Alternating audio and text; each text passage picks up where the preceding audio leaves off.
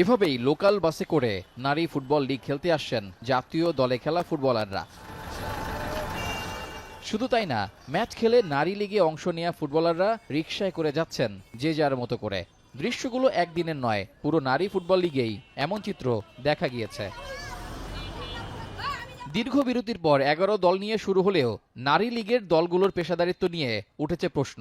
তবে এর মধ্যে ব্যতিক্রমও রয়েছে। বাফুফে সহসভাপতি ফাহাদ করিম জানিয়েছেন, আগামী আসর থেকে নারীদের নিয়ে আয়োজন করা হবে 2 স্তরের football league.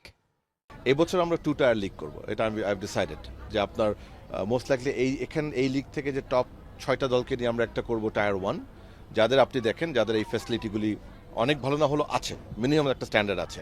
R we will make a WFL 2, যেখানে বাকি সব ক্লাব, স্পেশালি একাডেমিক ক্লাবগুলি যাদের হয়তো ওই আয়োজন করাগুলির সামর্থ্য নাই, but they also deserve to play, আমাদেরকে তাদেরকে সুযোগটা দিতে হবে।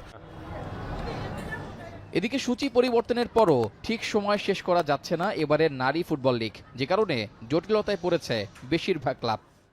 এখন যখন এইটা বেড়ে গেছে, টাইমটা বেড়ে গেল, নিশ্চয়ই আমাদের সব কিছুই বেড়ে যাবে। আগে যেমন খরচ ছিল যেটা, তার প্রায় 1.5 গুণ খরচ হয়ে যাবে এখন।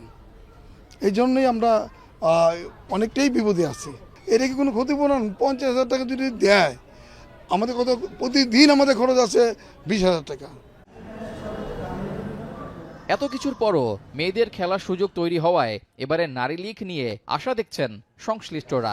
এশিয়ান কাপের জন্য করা ক্যাম্পে নারী লীগ থেকে 2 থেকে 3 জন ফুটবলারকে ডাকতে পারেন পিটার বাটলার, এমনটাই জানিয়েছেন বাফুফে সহ সভাপতি। এই লিগ থেকে উনি বোধহয় 2টো না 3টে প্লেয়ারকে হি হ্যাজ আইডেন্টিফাইড।